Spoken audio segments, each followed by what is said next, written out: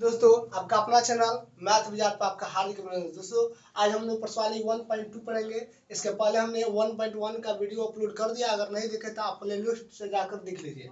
देखिए हम लोग 1.2 का हमने बेसिक वीडियो बता दिया है। अब इसके आज हम लोग इसका प्रश्नावली करेंगे। देखिए इसका प्रश्नावली में क्या पूछा है, पहला क्वेश्चन आपसे पूछा है निम्नलिखित का मतलब समझे, नीचे लिखा गया है निम्नलिखित में से कौन से एक रिक्त समुच्चय है, बताना है कौन सा एक रिक्त समुच्चय होगा।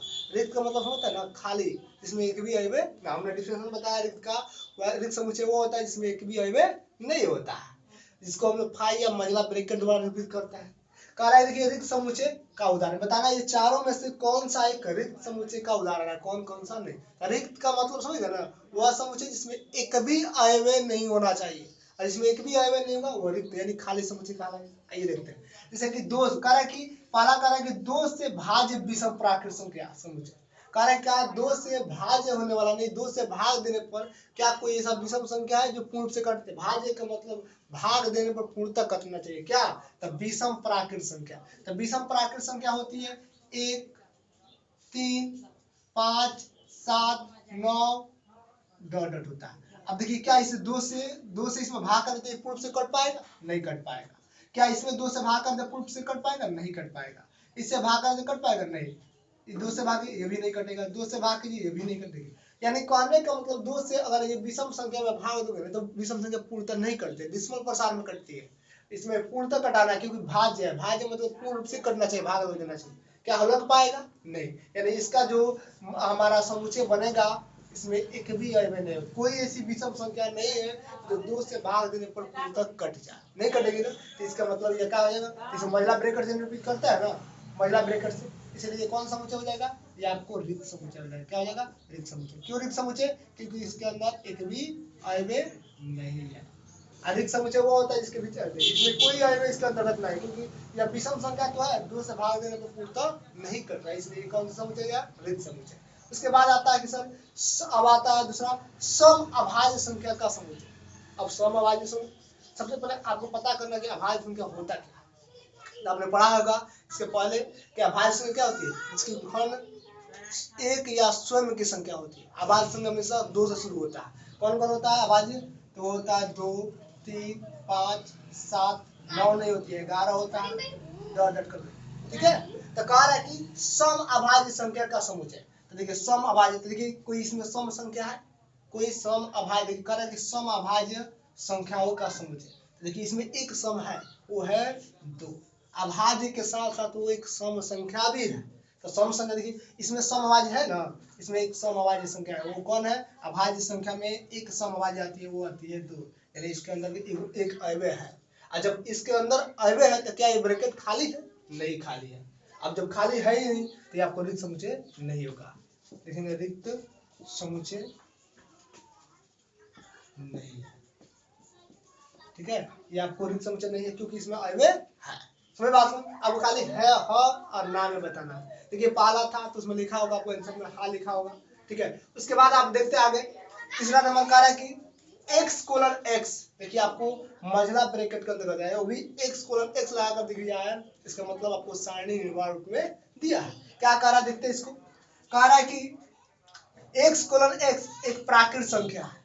कैसी है प्राकृत संख्या, उसका कंडीशन आपको यहाँ पर दे रखा है। क्या कंडीशन में दिया है, कह रहा है कि x का मान 5 से छोटा होना चाहिए। देखिए छोटा है ना, x का मान 5 से छोटा होना चाहिए और साथ ही साथ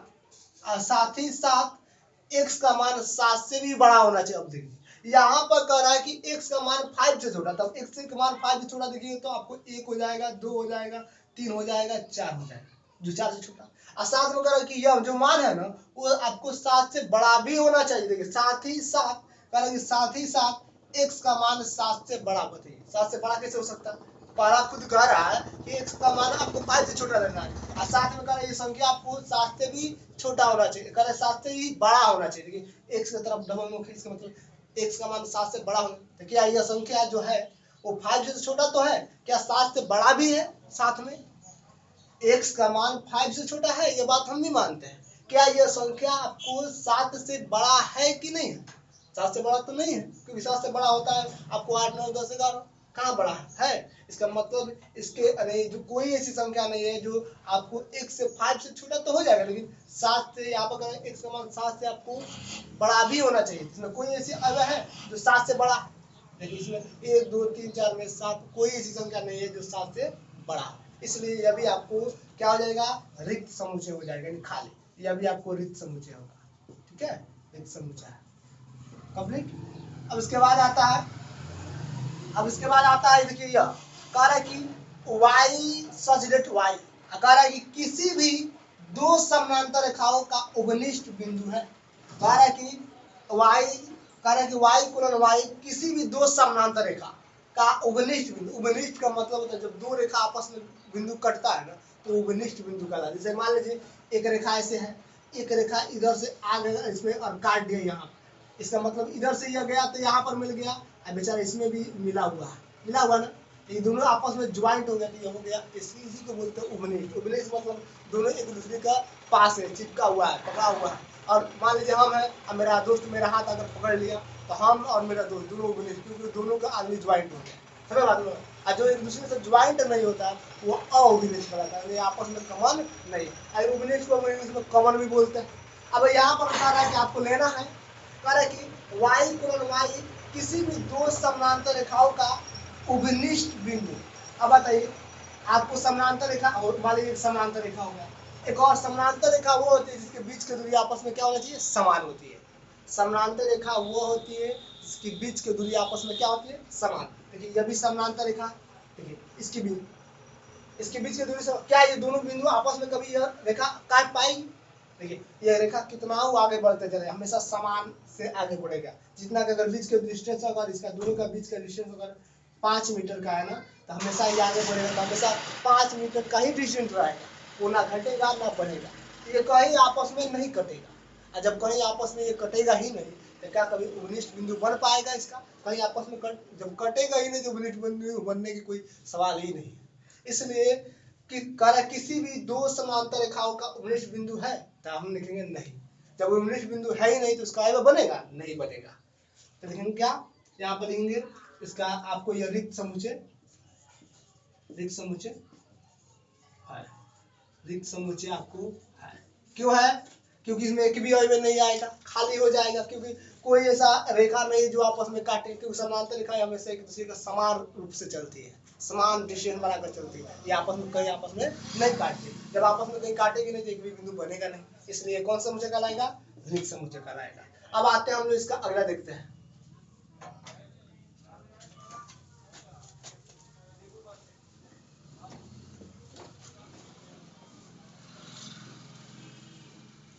अब आगे का हम लोग देखेंगे इसका 2 नंबर सवाल। 2 नंबर सवाल बहुत सिंपल और इजीली है, जो आपको कह रहा है कि निम्नलिखित में बताना है। आपको क्या बताना है? कह रहा है कि निम्नलिखित में से आपको निम्नलिखित में से कौन परिमित और अपरिमित है। अब बात परिमित अपरिमित की आती है, जब बात परिमित अपरिमित की आती है तो आपको पता होना चाहिए इसका डिफिनेशन क्या होता है, यही बताना है। जैसे कि पहला सवाल इसका जो दिया है, वो पहला सवाल आपको दिया, देखिए क्या दिया? 1 2 3 डॉट दिया है।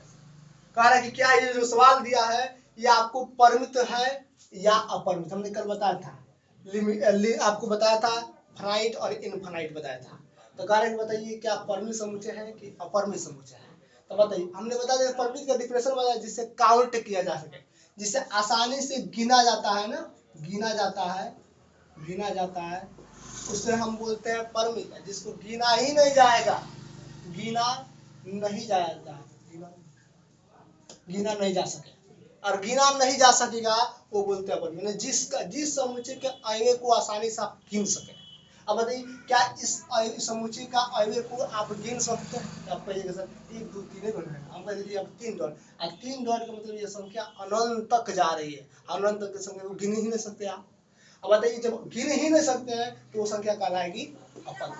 जिस संख्या को काउंट नहीं किया जा सकता है, गिना नहीं जा सकता है, वो अपरिमित। यानी ये आपको हो जाएगा पहला जो कंडीशन, ये आपको अपरिमित में आ जाएगा। ठीक है, कोई दिक्कत?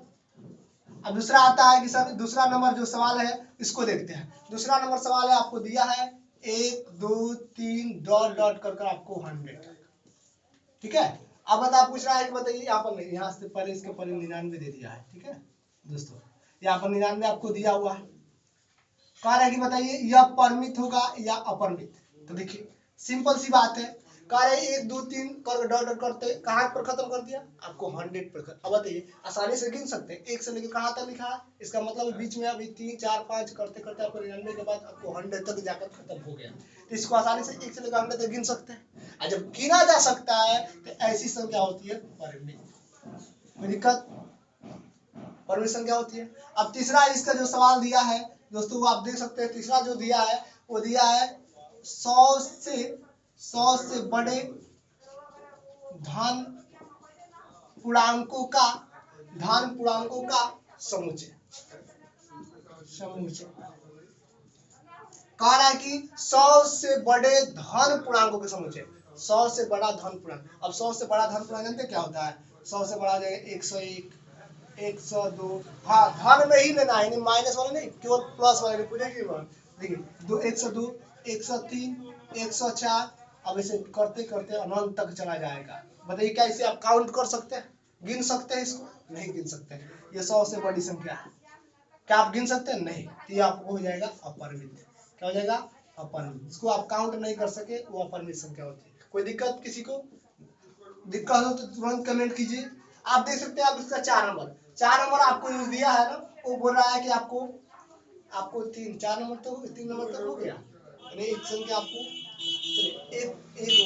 सॉरी यहाँ पर एक क्वेश्चन छूट गया है, जो पहला क्वेश्चन हमने आगे पीछे का आप देख कर थोड़ा ठीक कर लीजिएगा, मैंने आगे पीछे कर दिया है, कोई बात नहीं।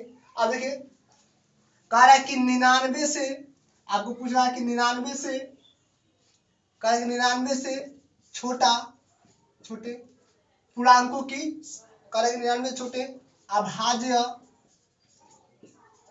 पूर्णांकों की, कह रहा है 99 से छोटे अभाज्य पूर्णांकों की समुच्चय, ठीक है। कह रहा है कि 99 छोटा अभाज्य पूर्णांक, आसानी से कह 99 छोटा ही ढूंढना है, अधिकतम संख्या 99 तक है। अब आसानी से कह रहा है अभाज्य पूर्णांक, अभाज्य जैसे कि मान लिया आपको होता है 2, उसके बाद 3 5 7 11 13, ऐसे करके हम लिख सकते हैं। कहाँ तक लास्टिंग आपको जो पूर्णांक आएगा ना उसको काउंटिंग कर लीजिएगा, तो लास्टिंग आपको पूर्णांक आ जाएगा, आपको हो जाएगा आपको 97, ठीक है 97। आसानी से आपको इसको काउंट कर सकते हैं, जितना अगर 99 से छोटा जितना भी संख्या पूर्णांक आएगा, यानी 99 से छोटा अभाज्य पूर्णांक, तब आसानी से 99 छोटा अभाज्य पूर्णांक को गिन सकते हैं।